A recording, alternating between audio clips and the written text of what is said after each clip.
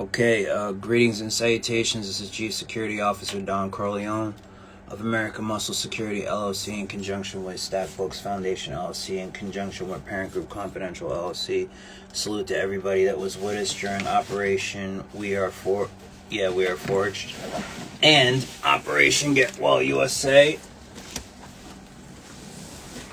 This is Operation Meshach, and Abednego, and I am your host, it's Donnie the Guard.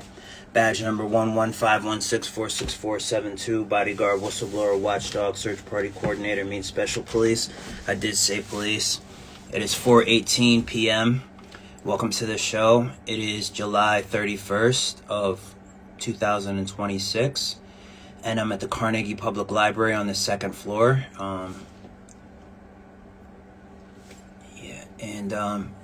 It's Donnie Talks. Donnie's on. Turn on your, tell everybody, turn on your Instagram, tune in to my live. Donnie's on. All right, so, first off, I just want to run by you what Operation Meshach, and Abednego stands for. Some of you really haven't heard of Meshach, and Abednego. It comes from a story in the Bible where I believe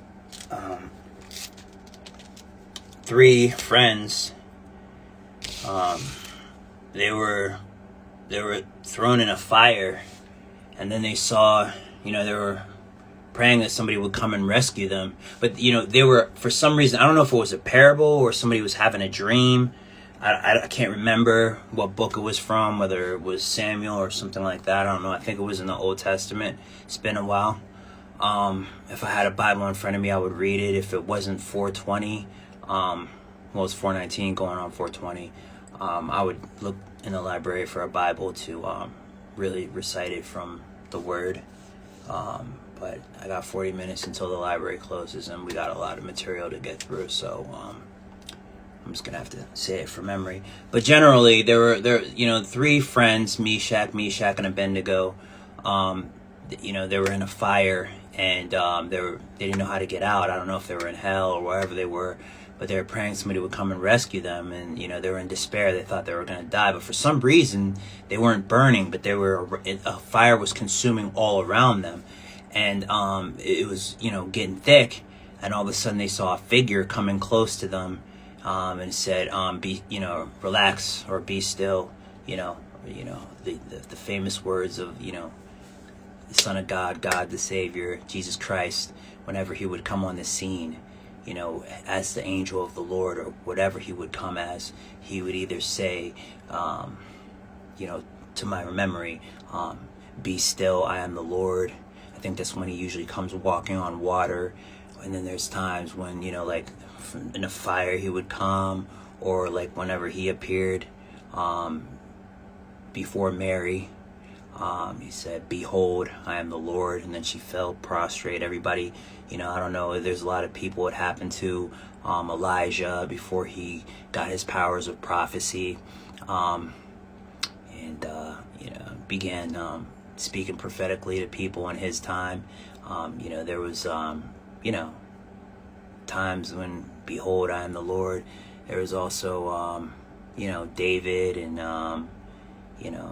whoever was the prophet before him, when they were having trouble with the king, Saul, someone would just appear, behold, I'm Lord. So anyways, he just walked up to them and he saved them, and he pulled them out of the fire, and they thanked him, and they were, they never stopped blessing God until they died. But that's the story of Meshach, and Abednego. Now, where did I get the inspiration to call this Operation Meshach, and Abednego? Is when I myself was in something like a consuming fire. Now, I've been to a couple of places, like the place I'm about to tell you, Allegheny County Jail, before, and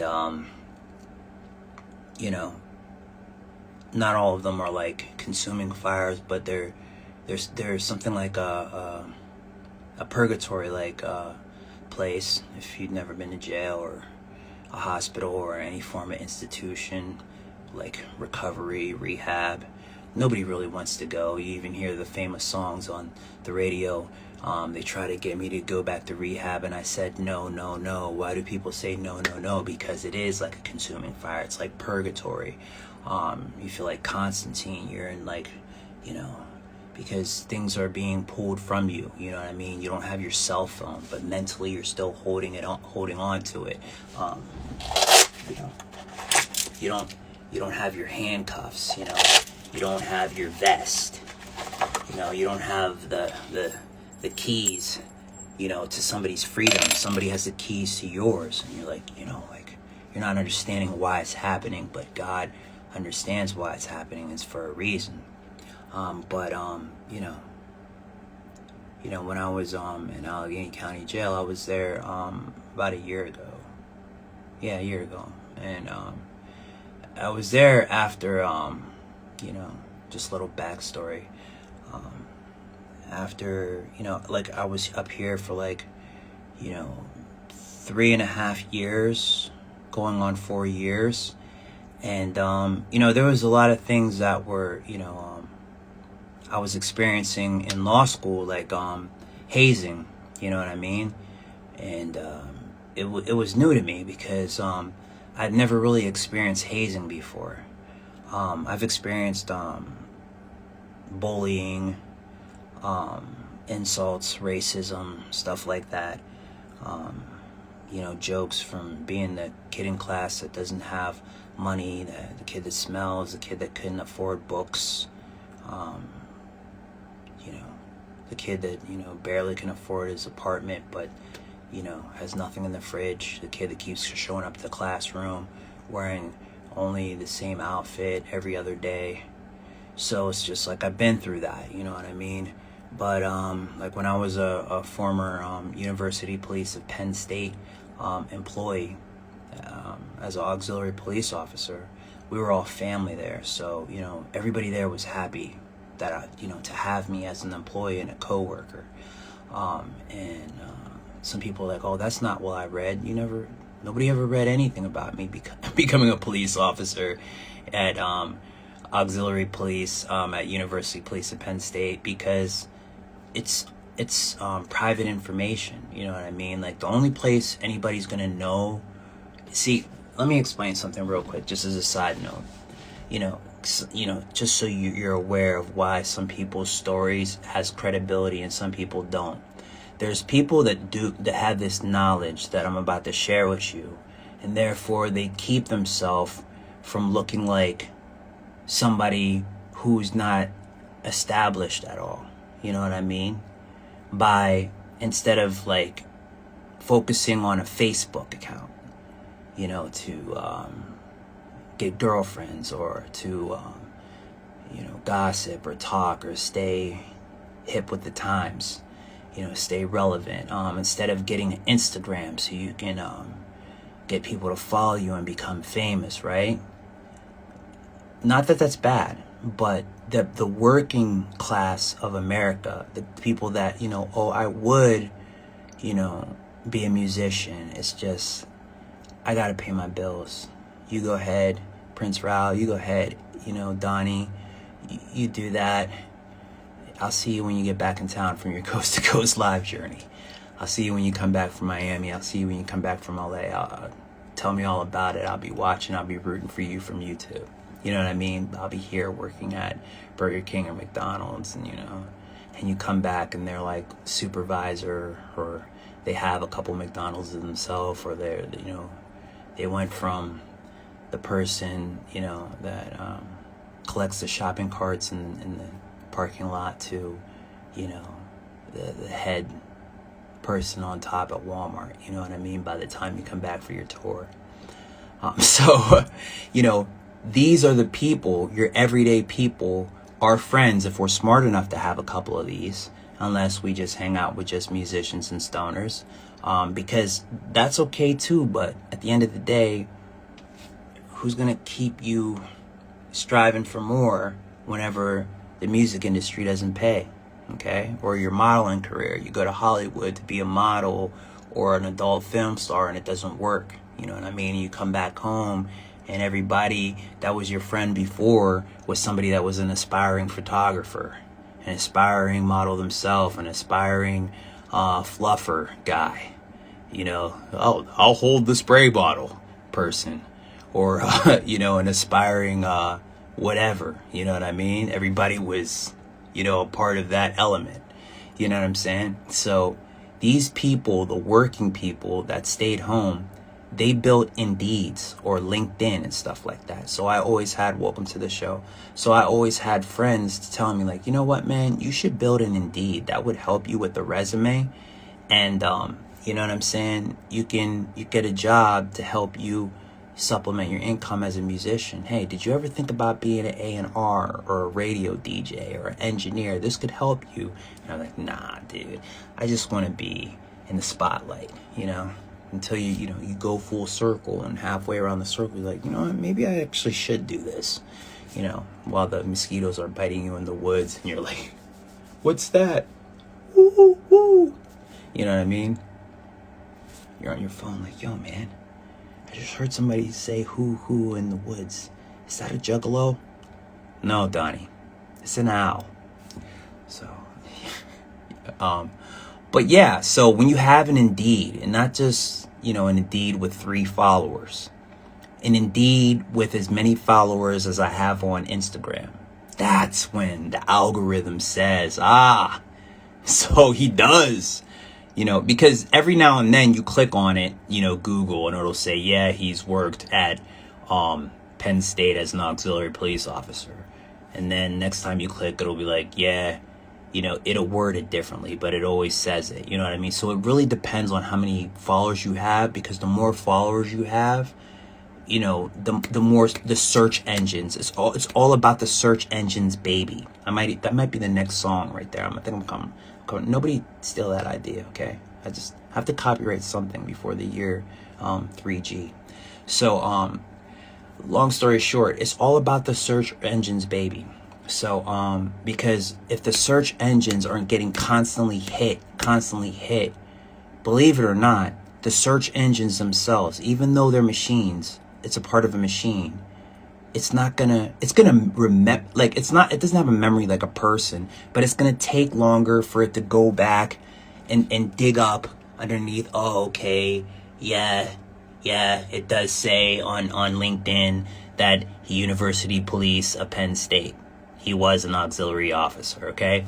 Because this is what happens. Besides me, besides you, there's other people that were auxiliary police officer for Penn State and Ohio State and the University of Pitt and all the colleges around America, right? But they have had their LinkedIn since LinkedIn first came out, right? So let's say it came out in just 1999, just for example. It didn't, but let's say 2008, right? I didn't really start my LinkedIn until probably around 2019. I didn't start my, no, really, I think it was like 2017, something like that. But the point is, like, the more people hit that shit, the more people it's gonna register in the computer. But the less people, it's going to be like, nah, this motherfucker, he has 500 followers. He's been that since way back. So that's how the algorithm works. It's all based on the search engines, baby. All right. So long story short, Meshach, and Abednego is based on the fact that I was in jail and I wanted to do something for people who are in jail when I get out. So when I was in jail, there were some people that came in and they ministered towards me and all the other inmates, you know, like AA people, whoever. There was different groups. I can't even think who they are, like the Hope program or whatever. And they help inmates, you know. And before I even ended up in jail, like, I thought about doing this, but I had to end up in jail for me to realize before I can help other people, I got to help myself. You know what I mean? And there was a couple things that, you know, landed me in jail. All right. And one of the things was that, you know, well, so what my charge was false alarm to public services. And so people were like, man, they just wanted to dick this guy over. And, you know, maybe some people wanted me to be dicked over in the community, but there's a lot of people that were really rooting for me. And believe it or not, a lot of those people were cops. You know what I mean? I have a strong network of police officers in Pittsburgh, Pennsylvania, in different zones that I've, built rapport with. And we're not just acquaintances with each other. When they're off duty, and I'm not in school or working, we've had a beer, sat down, had a beer, talked, you know what I mean? They've explained how rough their days are too. And, believe it or not, I've hung out with an FBI agent that works for the FBI in Pittsburgh. You know what I mean? Like, I've hung out with him. We've literally had a beer, and he's black. And he's like, yo, man, you know what? He got my number. I got his.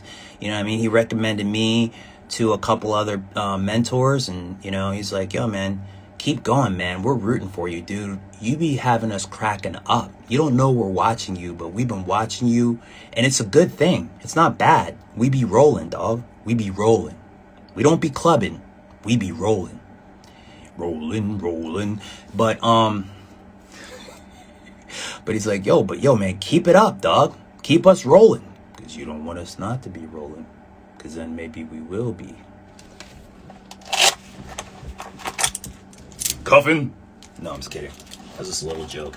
I had to crack a joke because I was looking a little shaky there. Alright. But, so, it's a dumb joke. You wouldn't get it. So, long story short is, Meshach, and Abednego. It's just about, oh yeah, another thing. So let me explain the charge before I get back into Meshach, and Abednego. False alarm. So the thing is, I had to take a class, and believe it or not, I took it at Allison Empowerment College. And some people say, man, that school is a freaking joke. That's an online fucking piece of shit college. No, it's not. It's not. It's legit. And you could Google legit. And see, here's the thing. There's levels to being legit, right? There's a 1-star college, 2-star, 3-star, 4-star, 5-star college. Just like hotels, motels, Holidays Inn, any business, 5 stars or no stars, right? It actually helps people. See, school is the type of thing, it's like, if you ask me, it's like anything in life. School will help you as much as you help yourself. Okay? A degree doesn't make you a doctor. It doesn't make you a lawyer. It doesn't make you anything at all. Whatever the piece of paper says, that doesn't mean you could do anything at all that incurs what you're supposed to be able to do. You have to prove it. And it all begins when you show it to your future employer. And they assess you and they say, yeah, right. No fucking way. I don't know how they got this shit, but somebody either took the test for them or they cheated. You know what I'm saying? So it's all about how serious you take the class. But long story short, it's a class on 911 and all the different numbers that you call that are emergency numbers all around the world whenever you need emergency or somebody to come and save you, right?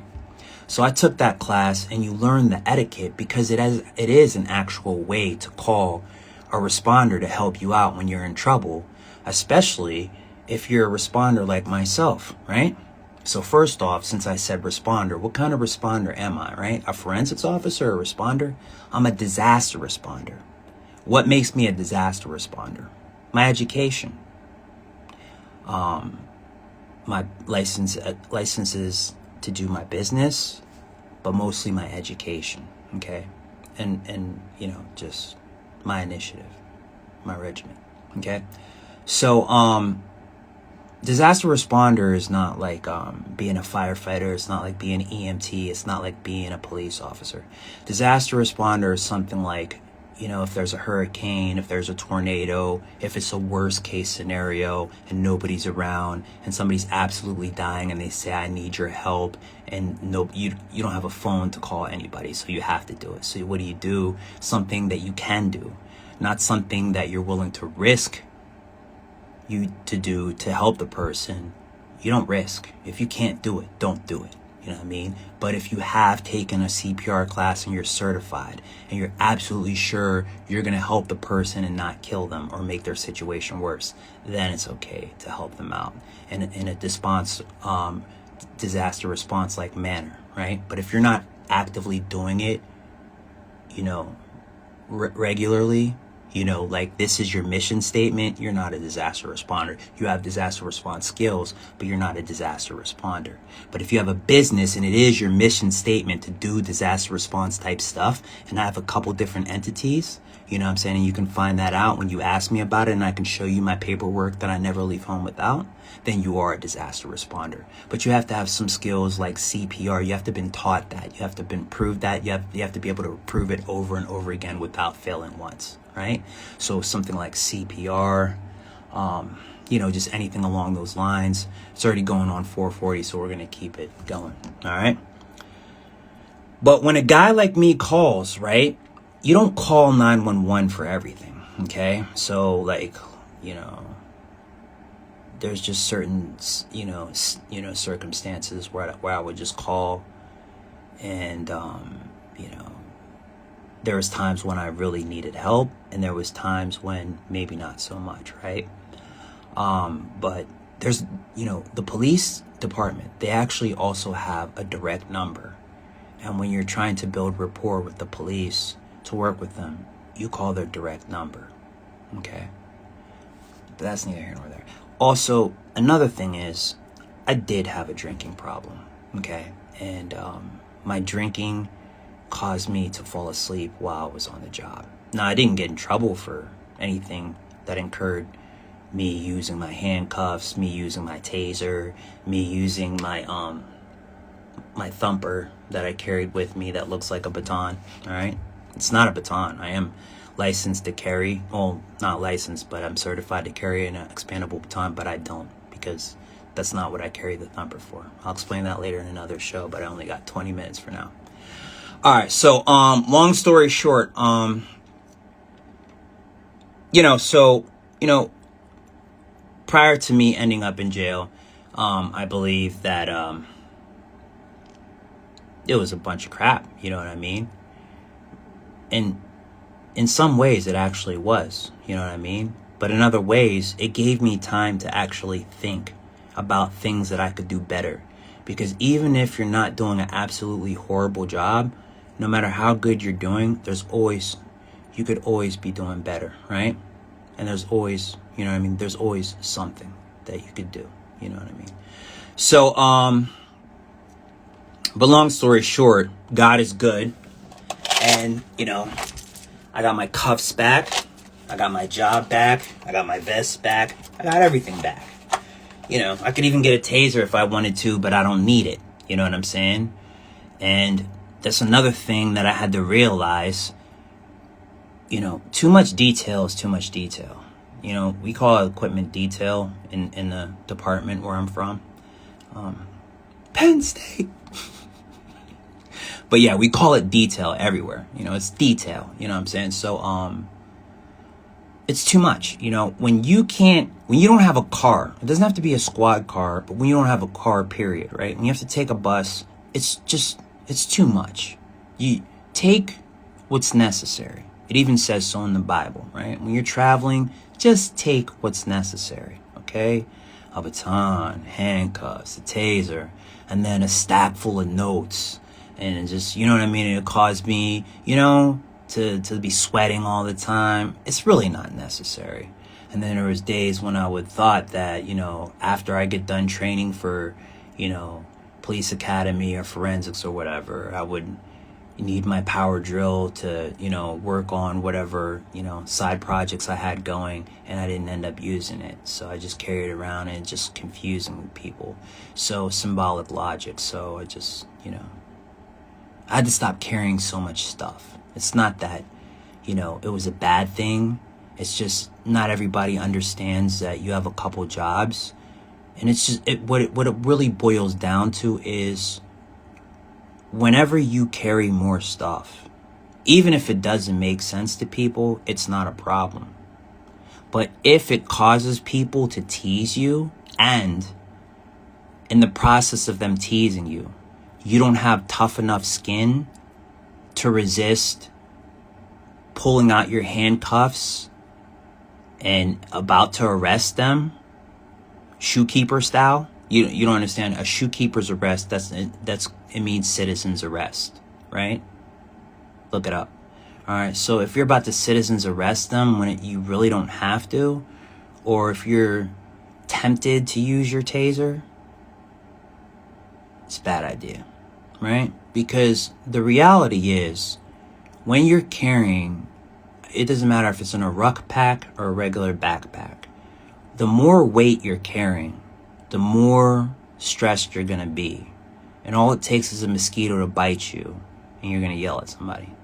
Especially if you had even a $1 bottle of, some vodka or some dark liquor from the corner store. Even that, right? You won't be able to tell when you look back at it trying to reflect in your memory. But when you watch your body cam videos, you're going to be like, oh yeah, dog, fuck, man. Not only am I not going to be able to use a lot of this footage, from my highlight film to look back and be like, see my progress, I can visibly see that I was really drunk as fuck. And that makes people think that I'm not stable. They don't even know I was just literally drunk as fuck. Like, yeah, I do deal with anxiety issues, right? But a lot of those videos, I was literally drunk as fuck. Or pardon me, as a skunk. So I had to realize, you can't do that. You can't drink when you're on the... Even if you take your vest off, when you put it back on, if you're still... It doesn't matter if you're not drunk. It doesn't matter if you're not past the legal limit. It just matters, what do I look like when I'm on my video camera trying to explain stuff to people? If I don't look credible, it's not about the people that are going to join my study group. It's about the clients that are not going to hire me. So I had to work on that. And I thought about that when I was sitting in that cell. So even if I wasn't there for my behavior on the job,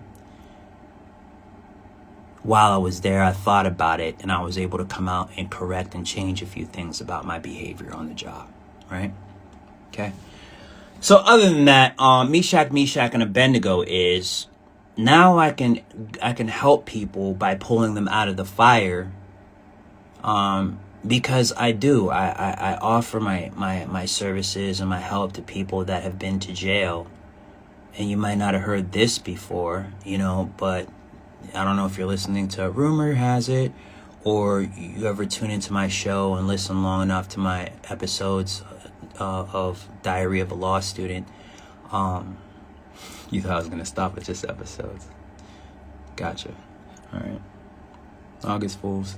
All right, so, but yeah, if you ever listen long enough, you would see that, my goal is to help men rehabilitate themselves, whether they're recovering from an alcohol addiction or a weed problem. And mostly my problems was with quitting weed. But when I quit weed, after 2 years of being sober, I was trying to find something to do besides smoke weed, and or besides not smoke weed and work out.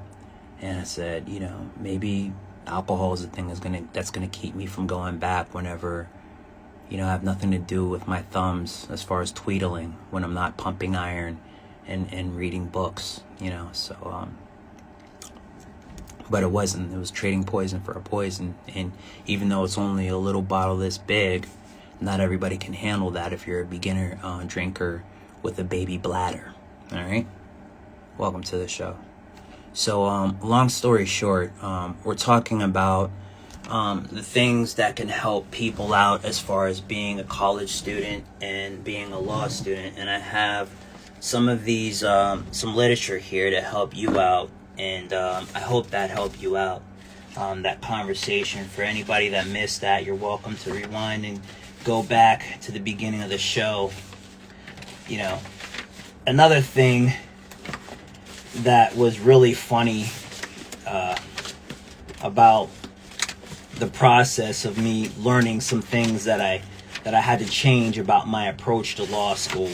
I'll tell you later when I have more time.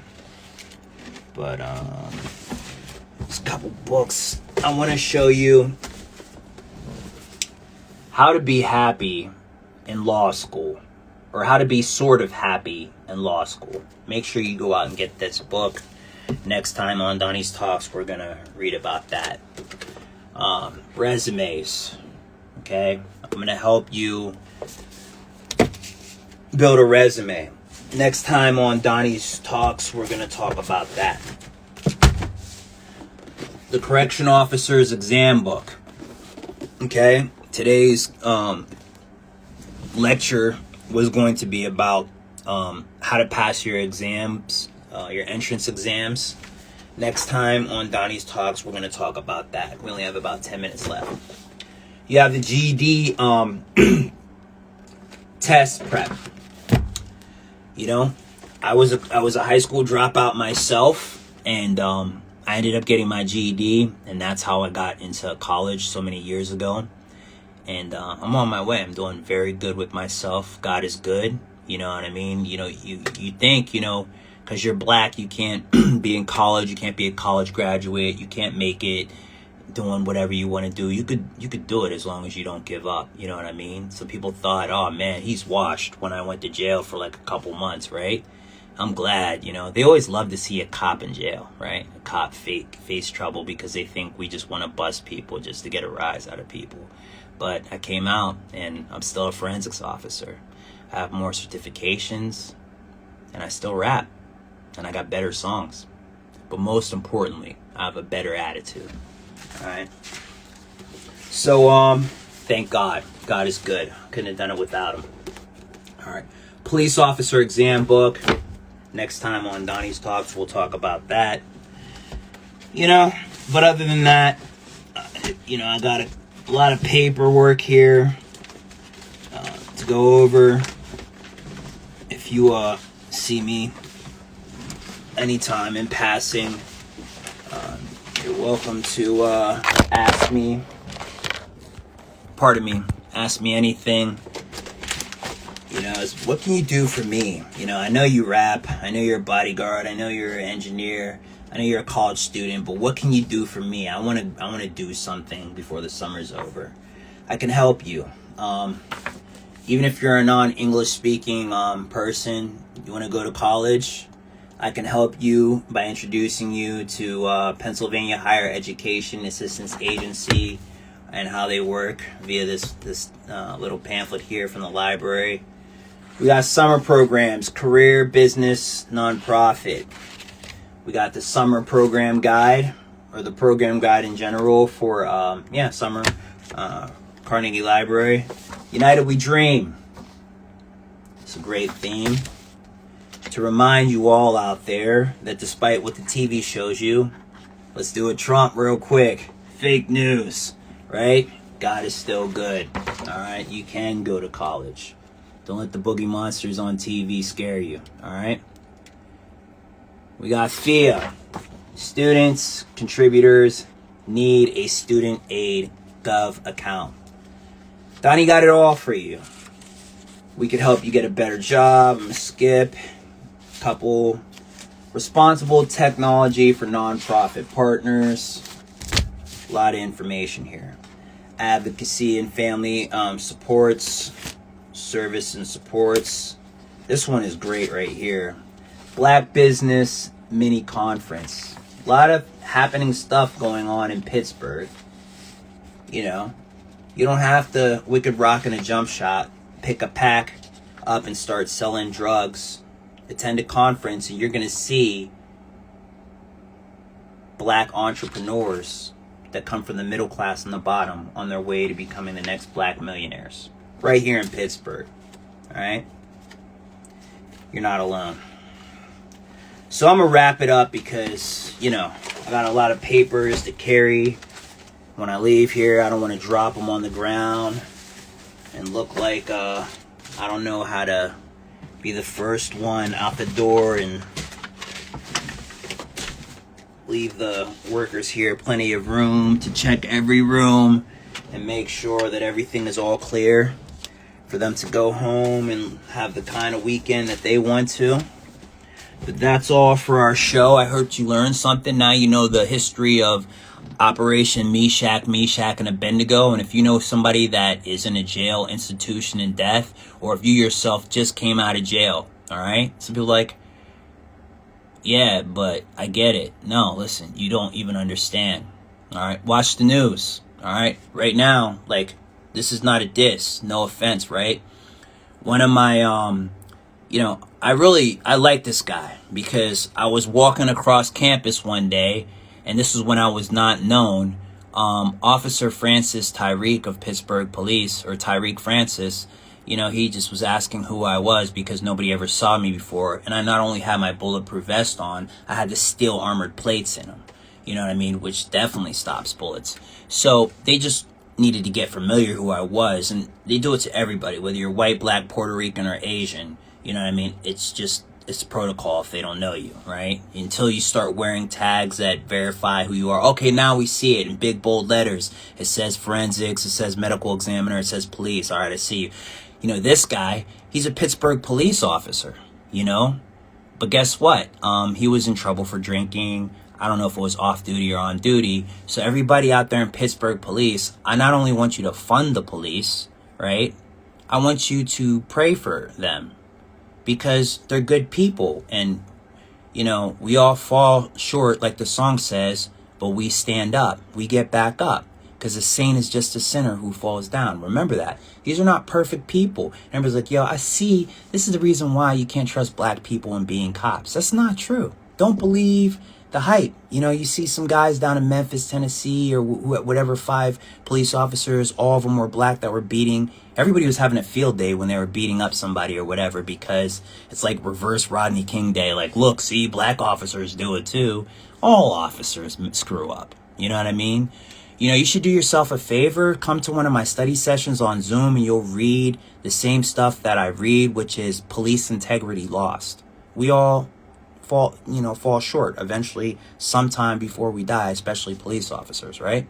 But pray for them, you know what I mean? Because there's also a white officer that if you tuned in to KDKA and WPXI and all of that, he got temporary leave of absence too for drinking alcohol himself. You know what I mean? So just pray for the people. But I really like Officer Tariq Francis. He's a good guy. He's like, man, I understand. You're cool. I just wanted to see who you are. You're free to go. Continue as you were. You know what I mean? So, it's just, do you need steel armored plates when you go to class? I get it when you're like, you know what I mean? He just didn't understand. I'd explain to him, like, dude, I live so far away. I just have to. And then he got it. All right, cool. I just wanted to check, There's 1 million black people here. A lot of people wear vests. So, but long story short, yeah. Meshach, and Abednego. You know what I mean? If you're an officer or if you're, somebody who worked at the hospital, believe it or not, since I've been here, there's professors at Pitt that lost their job and they're in jail right now. There's a lot of professionals that go to jail. We forget Martha Stewart was in jail, right? And she got out and she tripled her net worth. So if you're one of those people, right? I'm not saying a millionaire or a billionaire or a professional that's too out of my reach for me to coach because I should be getting coached by you, right? We're all family here in Pittsburgh. We're Pittsburgh strong, paying our bills all day long. Let me help you, even if it's with a prayer or just a conversation to remind you that we're all going through the struggle together, all right? You may have lost your cuffs, you may have lost your badge, but you can get your badge back, especially if you remember the theme. And what's the theme? No badge left behind. Good night. Fund the police.